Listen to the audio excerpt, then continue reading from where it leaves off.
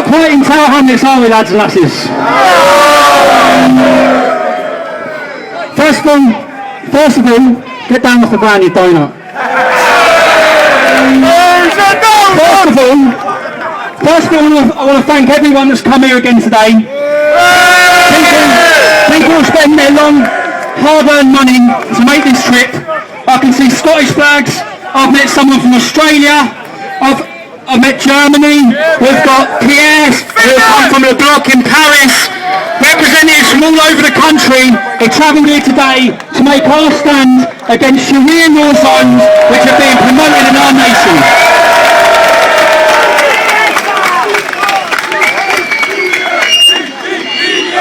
First of all, we start talking about why we stood here instead of a third of a mile in that direction. In our planning process working with the Metropolitan Police, we had agreed up until the 3rd of September, 5-6 days ago, we had agreed that we would march to the end of that road and we would go a third of a mile in that direction. Now, the police then put conditions on our march. During this time, Luther Rahman, who's the mayor of Tower Hamlets, he was kicked out of the Labour Party for his extremist views. His spiritual advisor has declared all non-Muslims as filthy cattle. This is the man that's in charge of £1 billion budget of that London borough. We keep getting told that Tower Hamlets is a Muslim borough. It's a Muslim area. There is no such thing in this country as a Muslim area. There is no such thing.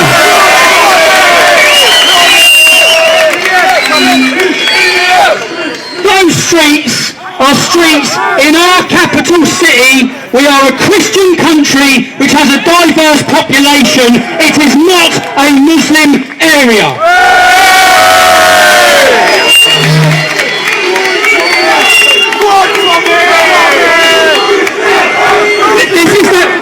This is the 4th time in 4 years we've tried to enter Tower Hamlets.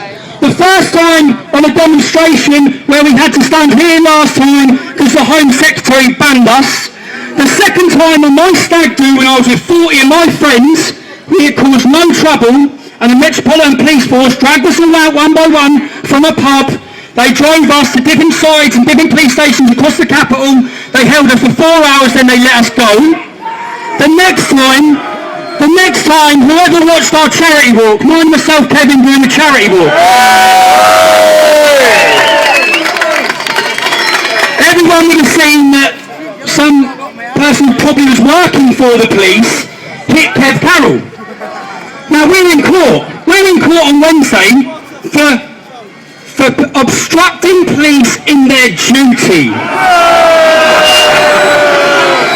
Now the police's duty is to enforce the law. That is their duty. If two people wish to go on a charity walk, which takes them down a road, their job is not to prevent us, and that's what they've done, and now they've charged us. The person who actually assaulted Kevin, he's not in court, he's not been prosecuted, we're in court. And the whole reason why they've put us in court is to give us bail conditions, similar to these conditions we're all on today. Our bail conditions are, we are not allowed to enter the borough of Tower Hamlets.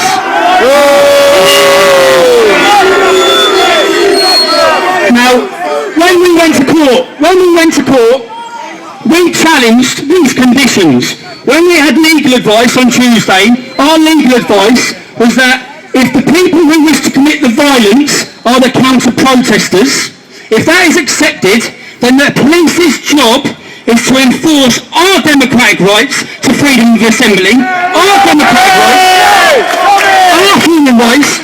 All these police officers here today, they're not here for us. They're here for that hostile, violent Muslim crowd who's standing there.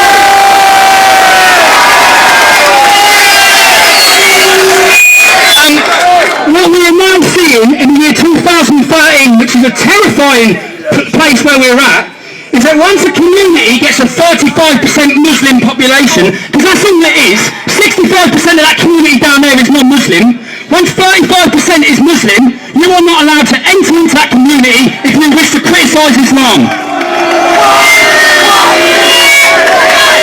Now, anyone who understands Sharia, the whole thing we're protesting about is the fact that we feel Sharia is being implemented in that community. Under Sharia, you have blasphemy laws. Blasphemy laws is that no one can criticise Islam. What the Metropolitan Police Force have done is they have created a zone enforcing blasphemy laws where we are not allowed to enter that community.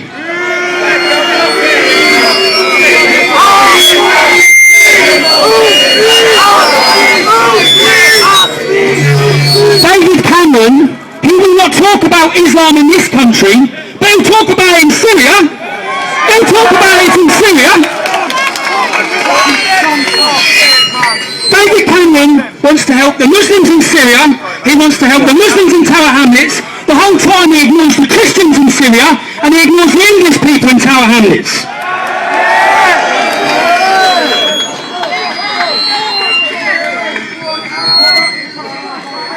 Government, how many times can it be in history that the people of this country find themselves supporting what the Russian president is saying and the Syrian president is saying over our own political leaders? How many times? Chemical weapons. Who is saying that Assad is using chemical weapons? The people that want to bomb his country? The people who want to invade Syria? I don't want our British armed forces dying and suffering in Syria.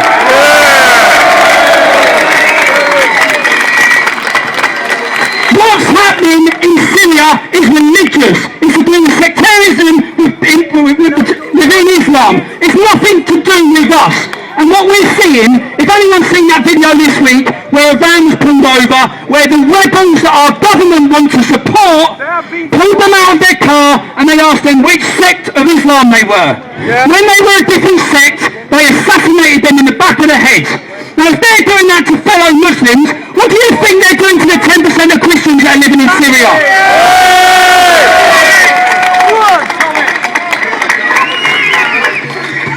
David Cameron and our elected leaders, Tony Blair, war criminal, they want to bomb democracy into the Middle East.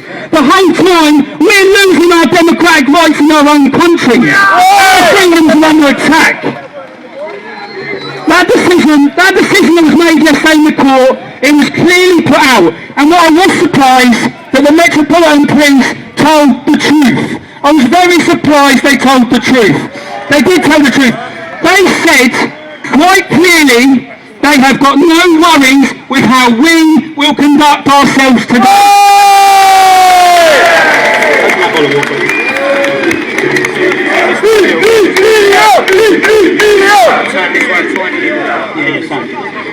Their concern, which was clearly laid out to the judge by the Commissioner of the Metropolitan Police Force, was that they will not be able to control the violence that meets us in Tower Hamlets.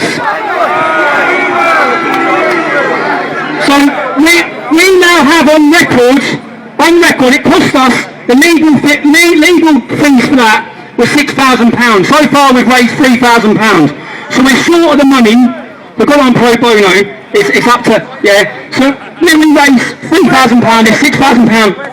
But in court, it was worth it. It was worth it, even though we lost, because we now have it concreted, written in the history, that the police cannot enforce the law in that community.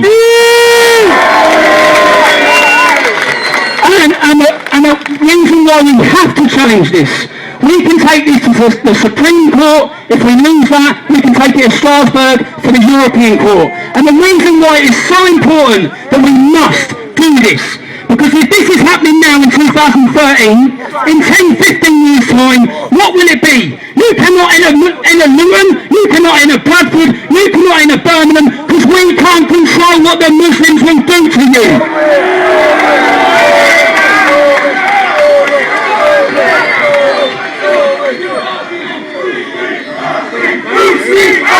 And at the end,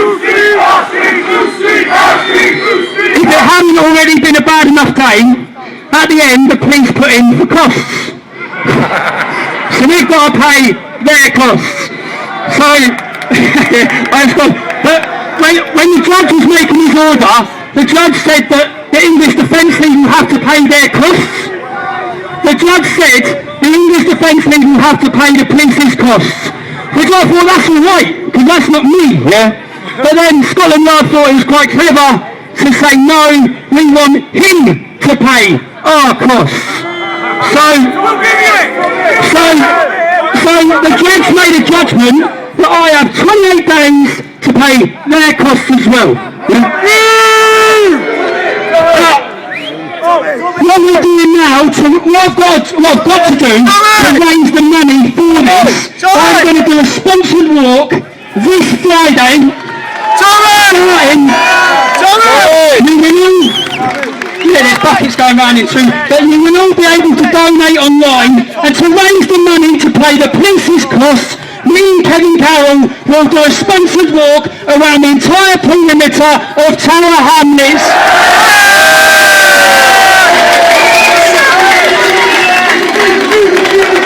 We will be doing this sponsored walk every other Friday until we raise our money. So in a way, Scotland Yard are paying for it anyway. Thank you very much.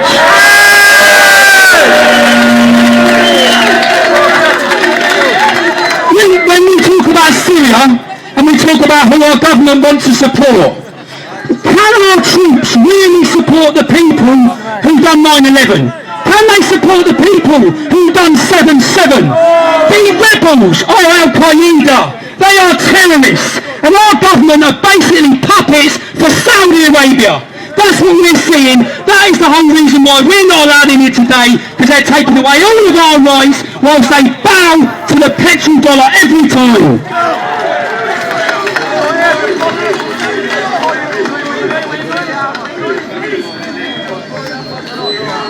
We've all seen Muslim grooming gangs getting smashed now by the police from one end of the country to the other. Every other day we're reading in the paper that gangs and gangs of Muslims are being arrested and convicted for raping non-Muslim children. Yeah? The next embarrassment for the Islamic community is female genital mutilation. In yesterday's London newspaper said 2,000 young Muslim children girls have been taken to hospitals where men have cut their clits off because they're not supposed to enjoy sex. Now that amounts to child abuse. In 1 year alone at Birmingham Hospital, 640 children were brought in 1 year alone. We're even seeing yesterday in Exeter, a child was brought into the hospital for she had her clitoris cut off. Now this is child cruelty, this is child abuse. For 28 years, we have had a law in this country against female genital mutilation. How many arrests and convictions have there been? None! Not a single arrest! When are the police going to protect the children who are being abused by their Muslim parents due to cultural sensitivity?